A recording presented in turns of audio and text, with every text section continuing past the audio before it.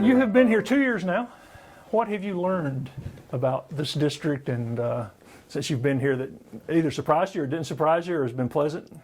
Well, Greg, probably the thing that is just most, we have enjoyed the most, both my family and then me professionally, is everything revolves around our schools, really our schools and our churches.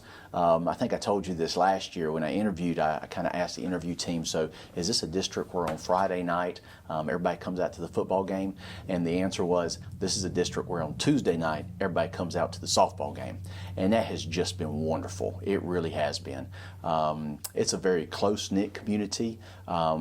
It's a community with pretty high standards. I mean, when they send their children to school, they really expect their children to work hard, and so we're very grateful for that. The last 2 years, we've been very blessed. We've seen academic gains from kindergarten all the way to 12th grade. We're very grateful for that. We've experienced a little growth also over the last 2 years. Last year, we grew by 88 students, and that didn't sound like a lot, but for a small district of 3,600 kids, that's the most we've grown in 15 years. And we're projected to have that similar growth this year. And so just coming south, I guess south, east from Greenville, we're starting to notice a little bit of growth. There's 3 large parcels that have been bought by developers.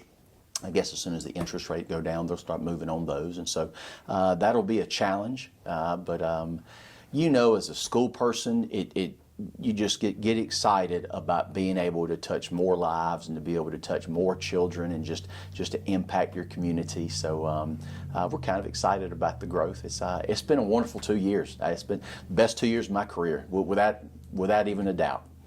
Well, let's talk about the year that just passed. What are some of the things you're most proud of in the district from this past year? Well, coming out of COVID, I really feel that where we are now, academically, for the most part, we're about where we were before the pandemic. If there's one area that we may lag a little bit, that would be mathematics. At home and just in your daily life, literacy there's so many opportunities to practice that, but mathematics not as much. We last year, K through 2, had the highest achievement in reading that we've had in 20 years in those grades, and that's kind of just a skill set that's a gift that keeps giving back. One of the things we say in Anderson School District 2 is every class is a reading class. You just change the books. And so that's really a foundational skill we focused a whole lot on. Last year also saw us really embrace and get good at the professional learning community. And so in every single school, if it's secondary school, we organize those by departments. And if it's an elementary school, we organize those by grade level. And just having our teachers create common lesson plans, common unit plans, and then develop common both formative assessments and then end of unit assessments. Every week they meet and they kind of look at the results of those assessments. And if we both gave a chemistry test on Friday, then on Monday, me and you will look and maybe 80% of your kids passed and 60% of my kids passed. And so we have that conversation. Greg, what did you do? What can I learn from you? That causes our teachers to be transparent. It really causes them to trust each other, and that just makes such a much more positive learning community and culture in our schools. And there's a lot to be said about looking forward to the people that you work with.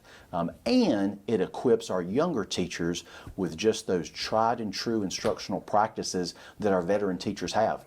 We talk a whole lot, and you know this to be true, there's nothing special about a school that has a few excellent teachers. What is special is when you can take the skill set of your very best teachers and that can matriculate up and down the hallways, and that can be shared throughout the entire school so that every classroom has a very high level of learning happening in it. And last year saw us really get a handle on that. Our teachers have worked so hard, and they really are leading it. It really is a teacher-led professional development initiative. Every year we've got groups of teachers that both attend conferences, and last year saw 4 of our 7 schools. Other districts have sent teams of teachers just to watch how our teachers go through the data, work together, share best practices, and so that's been pretty validating and really very humbling. It's been wonderful. Last year also we started the beginning of, we're going to implement it this year, but we have a 3K, 4K tuition-based program. So there's 2 towns in Anderson School District 2, Belton and Honeypath, and both of those communities are going to have a 3K, 4K tuition-based program. It is going to be very affordable. It's $400 a month, which is $20 a day. It's going to be full day instruction with a certified teacher and an aide. There's going to be an after-school opportunity as well, and it's pretty unique in the state. We looked at a couple of districts that are doing it. We are doing it at a lower cost than by far than any place in the state, and our community, the feedback we've got from our community has been incredibly positive. We filled up all the seats within 3 weeks. We're very excited about being able to provide that service for our families and getting those young people into our schools and setting them up for success before they even hit 5-year-old kindergarten. Any other facilities or any other updates or upgrades that y'all did this past year?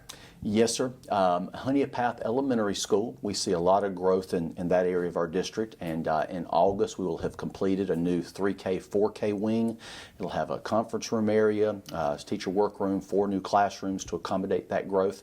That's actually where in Honeypath, that's where that 3K, 4K tuition-based program will be housed. And because of growth, the last 4 or 5 years, we have actually had to house our kindergarten classes at Honeypath Elementary School at the middle school, and so that facility will allow us to bring those classes back to the elementary school, and our families are very excited about that, and our school's very excited about that, having everybody up under one roof again. About athletic achievement this past year? We had several, both fall, winter, and spring region coach of the year. We had several of our teams go deep into the playoffs. One of the things that's special about our district, more than any place I'm aware of, is we have so many students participating in multiple sports. This day and age has really seen, and I think this is a detriment to our students, our student athletes,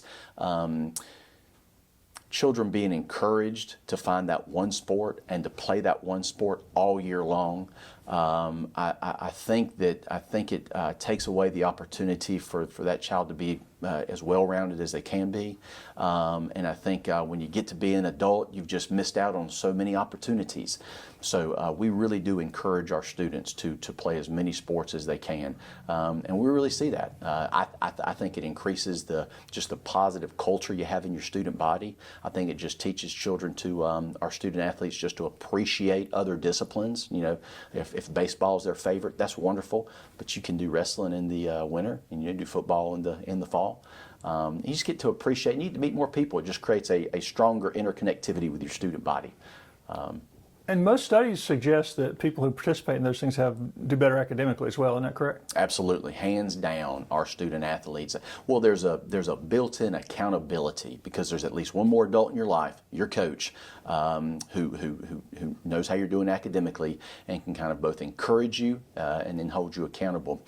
One thing in all of our secondary schools, of course, where we have athletics, there's a data room in those buildings. And if you can just kind of paint a mental picture.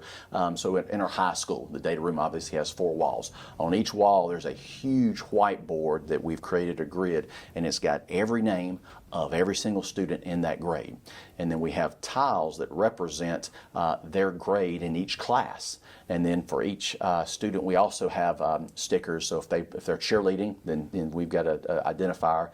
And then so our teachers go in there once a week to kind of track the progress of each student. So if I'm one of your soccer players, even if I'm not in your class, you know exactly how I'm doing in my math class that semester. And so if you see me in the hallway, you know, Jason, you failed the quiz this week. What's going on, man? Yeah, and so it's that has been a wonderful tool and support system for our teachers to be able to come alongside our students, even if they're not their teacher for that semester, to encourage them and hold them accountable. You keep mentioning teachers. There's obviously a national and even regional teacher shortage. Have y'all experienced any trouble in keeping teachers? Yes, sir. We have been very blessed here. And when I tell you this, it's gonna sound surprising. Our impactful turnover this year was 1.84%, which I would put that up against any district in the entire state. Couple of the things that we kind of credit are both recruitment efforts and our retention efforts. We hired 54 new staff members and teachers this year. We start hiring in September for the year prior. We have partnerships with Lander, Clemson, and Anderson, where we're able to hire students who are in their senior year when they should be doing their clinicals. We can actually hire them full-time, so we take advantage of that. Our principals have done a tremendous job of recruiting and finding those folks. We're also very blessed in that our students who are at our high school who show an interest and want to be an educator, we've got a 4-year program that kind of immerses them in kind of what it would be like to be a teacher, and we have a large percentage of our teachers are actually former students of our district, which gives you a very unique loyalty that I don't think you can get anywhere else. For all of our teachers, for the first 2 years, we have a mentoring program, which is unique in the state. Most districts just have it for that first year, but our teachers have a 2-year mentoring program to really set them up with a veteran teacher. And they've got a second kind of a buddy teacher that just is just a resource for them.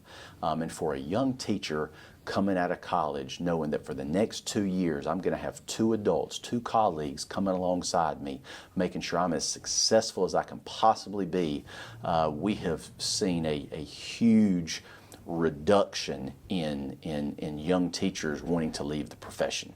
Probably the third thing, and this is more for our teachers who have been teaching 5 years or more.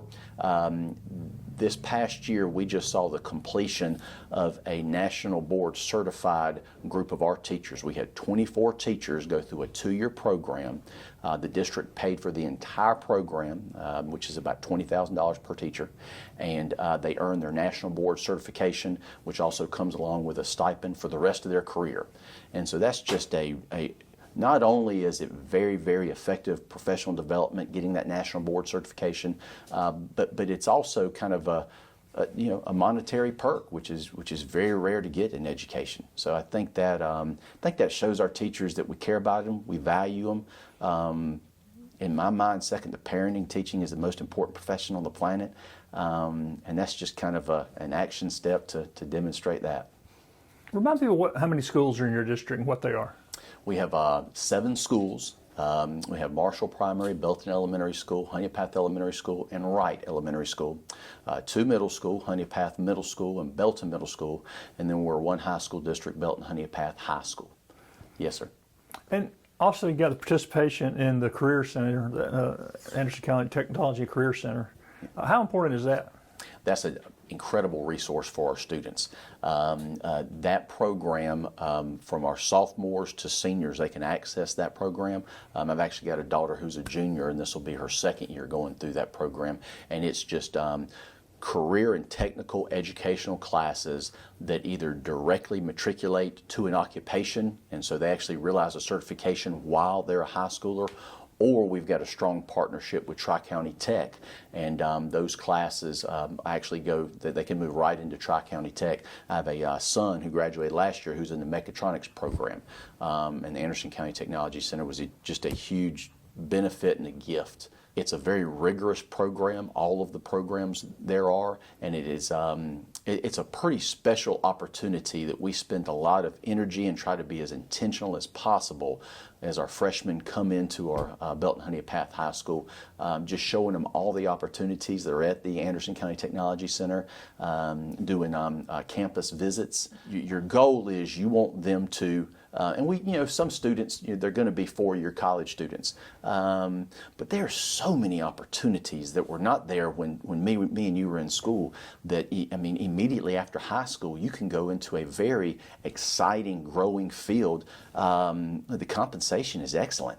And so we try to put that on their radar and find their area of giftedness, and kind of how we can have them plugged into whatever future profession or opportunities that spark their interest. And that facility is incredibly helpful for that. School year starts early this year. Yes, sir. What are the major goals and objectives you and the board have identified for district in the coming year?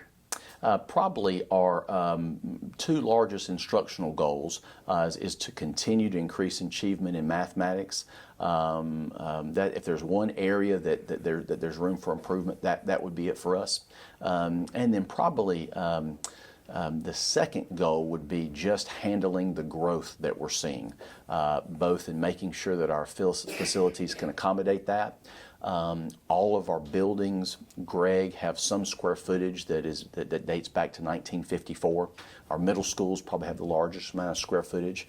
And so just making sure that providing the highest quality learning environment physically in our facilities. We passed the 1 cent sales tax several years ago, and it actually extends till 2030, and that has been a huge benefit.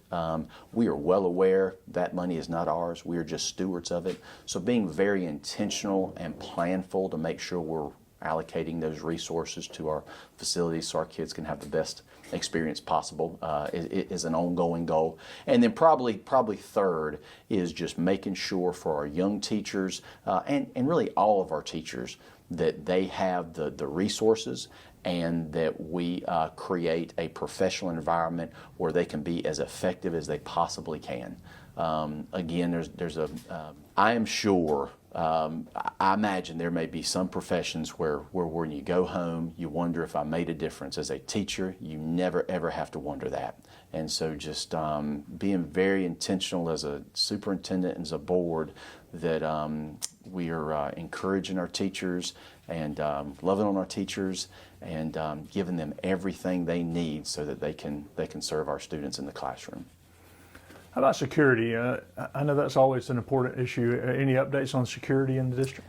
Yes, sir. Our board asked me a couple of months ago to look into purchasing or upfitting all of our front entrances with a type of glass. It's not bulletproof glass, but it can virtually prevent anything from penetrating it or causing it to shatter. And there's two specific products that we're looking into. One is you can put a film over all of your glass, and then the other is you can just replace the pane with a product that does not allow entry or penetration.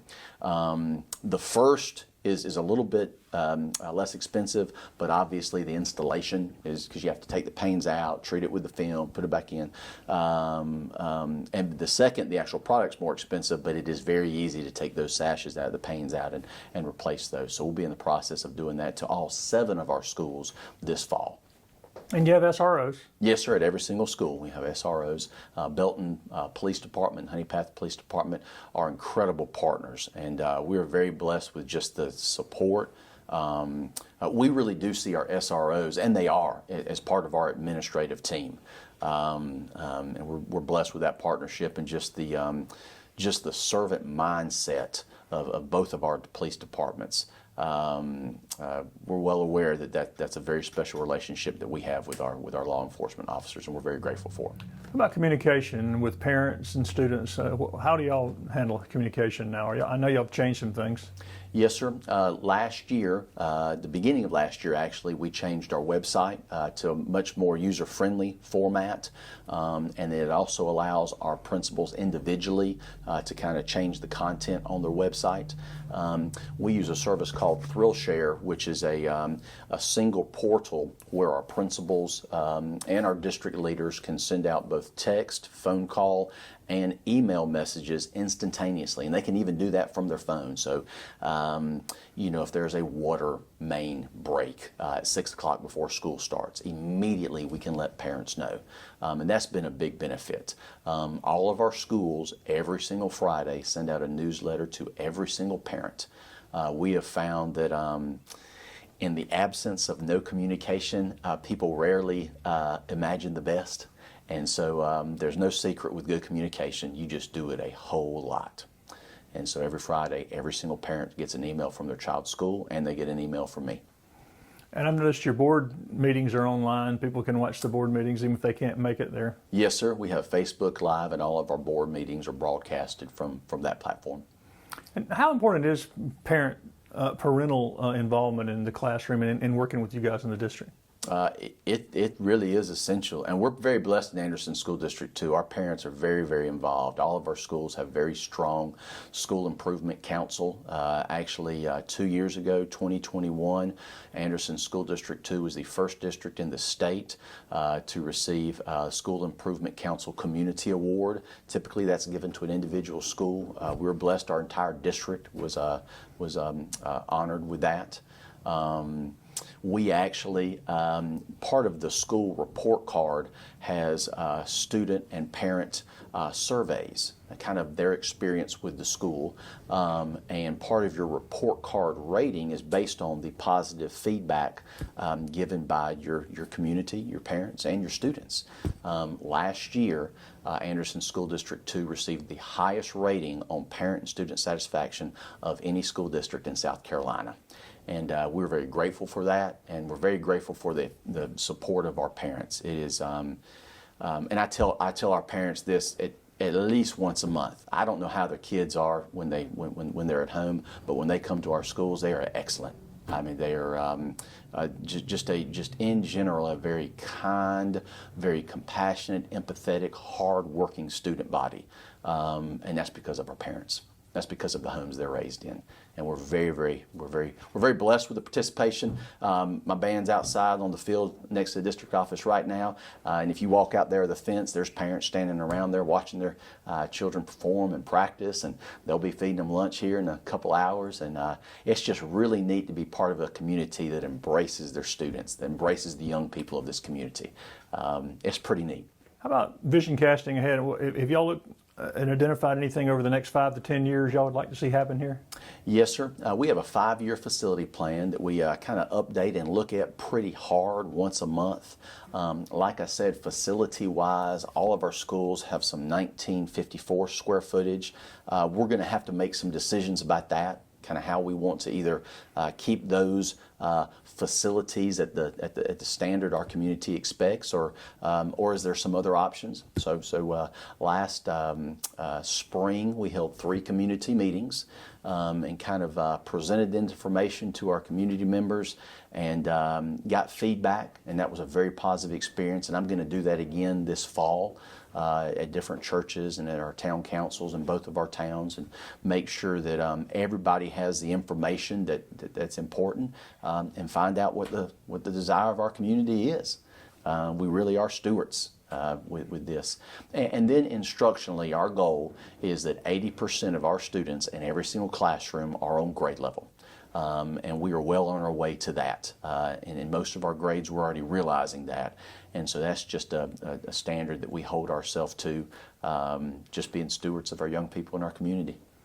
And I understand they're embargoed, but are y'all generally pleased with what you're seeing on the test scores that you've looked at so far? Yes, sir, we are. Across the board, both when you look at the high school, the end of course classes, Biology 1, Algebra 1, English 2, and U.S. History, as with graduation rate, some of the highest that we've had in years, and we're very grateful. And it is all because of our teachers. It's because of their collaboration and just the incredible work they do in our classroom. Our middle school's SC ready down to our 3rd grade classrooms, both math, reading, and ELA. We're very pleased with those gains. And as I mentioned before, our kindergarten through 2nd grade reading levels are historical highs. And so just equipping those students with those literacy skills and just a love of reading, just a desire to read from our younger students, we're very excited. We really are. You mentioned growth. If somebody's watching this that's new to the area, just kind of wrap it up by telling me what you would like for them to know about Anderson School District 2. If there was one thing that I could tell them, and you have to come here to see it, but if you're moving from anywhere else, this will change your family's life.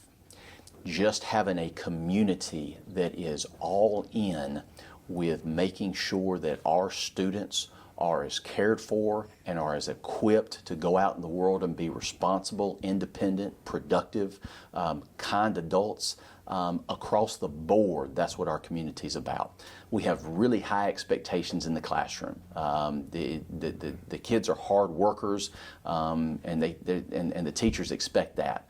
But it's one of the most caring environments I've ever worked in my life. So if I was a parent, that's something that I would think would be pretty encouraging and pretty attractive.